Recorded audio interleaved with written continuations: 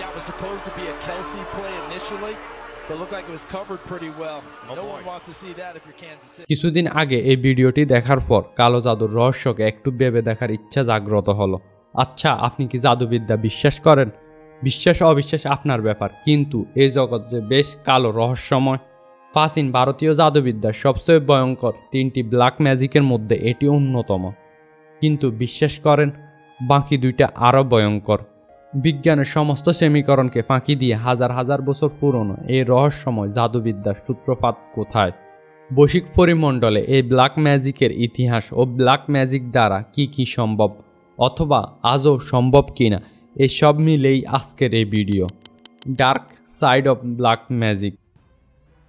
শুরুতে বিশ্ব পরিমণ্ডলে এই ব্ল্যাক ম্যাজিক সম্পর্কে অনুসন্ধান করা যাক। এরপরে ভারতীয় উপমহাদেশে জাদুবিদ্যা সম্পর্কে জানব।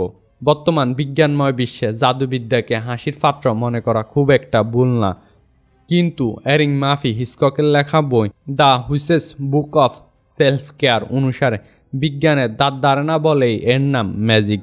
ম্যাজিক বিজ্ঞানের সূত্র মানে না। আপনি বিশ্বাস করবেন কি করবেন না, এটা এই ভিডিও শেষে ডিসাইড করা যাবে। জাদুবিদ্যা বিজ্ঞানের সূত্র মানে না। ব্যাপারটাকে আমলে নিলে একটা প্রশ্নের সূত্রপাত হয়, তা হলো জাদুবিদ্যা কিসের সূত্র মেনে চলে? কলিং উইলসনের লেখা বই দি অকাউট এ হিস্টোরি থেকে জাদুবিদ্যার একটা ইনডেপথ ইতিহাস সম্পর্কে জানা যায়, আর সেখান থেকে জানা যায় জাদুবিদ্যার সূত্র। বইটি অনুসারে জাদুবিদ্যা বিভিন্ন ধর্মের সাথে সম্পর্কিত। ধর্মকে যদি কয়েনের 1 ফিট ধরে, তাহলে জাদুবিদ্যা হচ্ছে অপর ফিট। ধর্মীয় বিশ্বাসীরা যেমন সৃষ্টিকর্তাকে মেনে চলে, সৃষ্টিকর্তার আনুগত্য করে, জাদুবিদ্যা বিশ্বাসীরা বিশ্বাস করে ঠিক এর বিপরীত সত্তাকে, আর সৃষ্টিকর্তা বা গডের বিপরীত সত্তা বা অপোজিট শয়তানকে। শুরুতে আমরা যে পুতুলটি দেখেছি সেটি বুড়ো পুতুল বলে।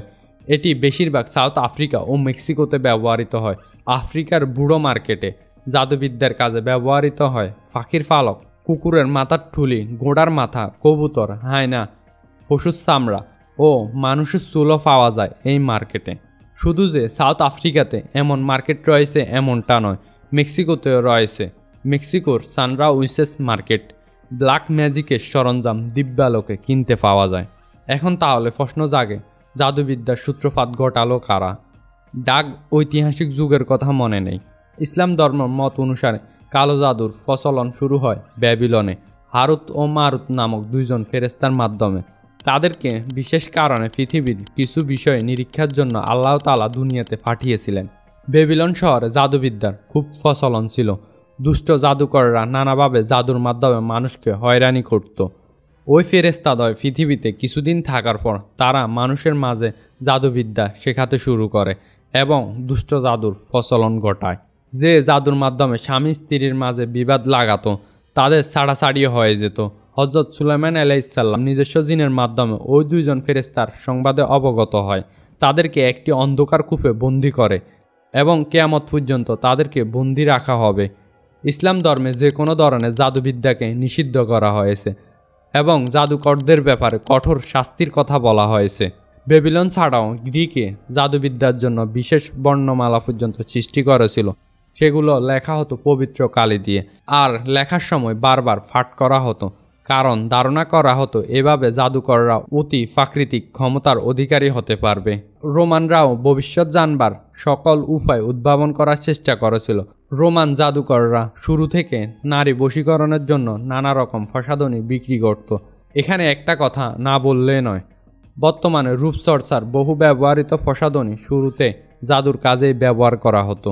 এভাবে প্রাচীনকাল থেকে বিভিন্ন সভ্যতার মানুষ জাদুবিদ্যার প্রভাব বিস্তার করে।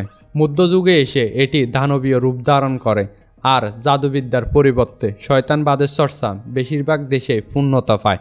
প্রতিটি জাদুকরই শয়তানের কাছে বিশেষ প্রক্রিয়ায় চুক্তিবদ্ধ হয়। ভিডিওটি দেখতে দেখতে এখন মনে প্রশ্ন জাগতে পারে, জাদুবিদ্যার প্রধান উদ্দেশ্য কি? মানুষকে ক্ষতি করা? না।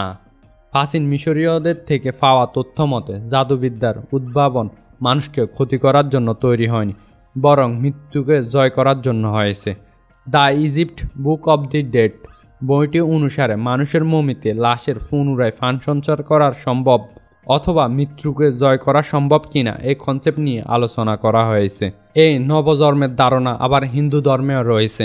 পৃথিবীর অন্যতম প্রাচীন ধর্ম হওয়ার কারণে এই ধর্মের মধ্যেও রয়েছে ব্যাপক রহস্য। এই ভিডিও এখনও শেষ হয়নি, বাকি আছে আরও অনেক রহস্য। এ যাবৎকালে জাদুবিদ্যার যতগুলো বই পাওয়া গেছে সবচেয়ে ভয়ঙ্কর বই নেত্রনেমিকন। শোনা যায় এই বইটি মানুষের গায়ে চামড়া দিয়ে তৈরি করা হয়েছে, আর তাতে ব্ল্যাক ম্যাজিকের বিষয়ে লেখা হয়েছে রক্ত দিয়ে। ভারতীয় জাদুবিদ্যার দিকে খেয়াল করলে দেখা যায় কামরূপ কামাখ্যা। এখানে সাধু সন্ন্যাসীদের তন্ত্রমন্ত্র পাঠ ও ব্ল্যাক ম্যাজিকের চর্চা এবং শক্তিশালী দেবদেবীর পূজা অর্চনা করা হয়। কামরূপ কামাখ্যা আসাম রাজ্যের একটি জেলার নাম। সেখানে সারা ভারত থেকে হাজার হাজার অগণিত সাধু সন্ন্যাসী আর পূজারীরা আসে শক্তি লাভের জন্য। তারা সেখানে লিপ্ত হয় ভয়ঙ্কর সব যজ্ঞে। মাংস রক্ত সহ বিভিন্ন অদ্ভুত জিনিস দিয়ে করা হয় সেই ভয়ঙ্কর সব যজ্ঞ। অনেকে এইসব রক্ত মাংস ভক্ষণও করে। এভাবে অনেকে হয়ে উঠে কুৎসিত ও কালো জাদুর অধিকারী। কামরূপ সম্পর্কে অনেক ভয়াবহ কথা লোকমুখে প্রচলিত আছে। অনেকে বলতে থাকে যে এই শহরটি নিষিদ্ধ এবং সেখানে কোনো বাইরের পুরুষ প্রবেশ করতে পারে না, আর সেখানে প্রবেশ করলে আর বের হতে পারে না। সেখানে সবাই নগ্ন অবস্থায় থাকে এবং পুরুষদেরকে যৌন দাস হিসাবে বন্দি করে রাখা হয়। এছাড়াও কালো জাদু চর্চার জন্য বিখ্যাত হয়ে আছে মধ্যপ্রাচ্যের কুখ্যাত বেতুল গ্রাম, যেখানে প্রতি বছর প্রেতাত্মার মেলার আসর বসে। আরও আছে ভয়ানক শনিওয়াদা দুর্গ। স্থানীয়দের মতে এই দুর্গে এখনও কান্না ও আর্তনাদের শব্দ শোনা যায়। আসামের মায়াং গ্রাম খুবই বিখ্যাত। মায়াং বাসিন্দারা যুগের পর যুগ ধরে তন্ত্রমন্ত্র ও কালো জাদু জার ফু নিয়েই বেঁচে আছে। রহস্যময় এই গ্রাম ঘিরে বিশ্ববাসীর আগ্রহের শেষ নেই। বিশ্বাস করুন আর নাই করুন, প্রতি বছর হাজার হাজার পর্যটক মায়াং গ্রামে কালো জাদুর আকর্ষণে হাজির হন। আসাম শহর থেকে 25 মাইল দূরে ঘন জঙ্গলের ভেতরে একটি গুহাটি পরিচিত কালো জাদু কুমির নামে। মহাভারত গ্রন্থেও এই জায়গাটি উল্লেখ করা হয়েছে ব্রাক জ্যোতিষপুর নামে। ব্রাক জ্যোতিষপুর শব্দটি শুনে খেয়াল করবেন জ্যোতিষবিদ্যার সাথে একটা মিল খুঁজে পান। জ্যোতিষবিদ্যা, গ্রহ উপগ্রহ সম্মিলিত জ্যামিতি জাদুবিদ্যার প্রধান হাতিয়ার। পশ্চিম আসামের এই গুহা থেকে সূত্রপাত হয় ভয়ঙ্কর 3টি ব্ল্যাক ম্যাজিক। 1. বশীকরণ, জাদুবিদ্যার মাধ্যমে কাউকে নিজের আয়ত্তে আনা যায়। 2. মোহন ক্রিয়া, যার মাধ্যমে যে কাউকে সিডিউস করা যায়। 3. মরণ ক্রিয়া, এ জাদুর মাধ্যমে প্রেতাত্মাকে ব্যবহার করে টার্গেটকৃত ব্যক্তিকে হত্যা করা সম্ভব। তবে মন্ত্রপাঠে বিন্দুমাত্র ভুল হলে জাদু ব্রেক ফায়ার করবে, জাদুকর নিজেই ফান হারাবে। এই রকমই বিশ্বাস করা হয়। এবার বলেন, আপনি কি জাদুবিদ্যায় বিশ্বাস করেন? কমেন্টে জানান এবং ভিডিওটি টাইমলাইনে শেয়ার করে দেন।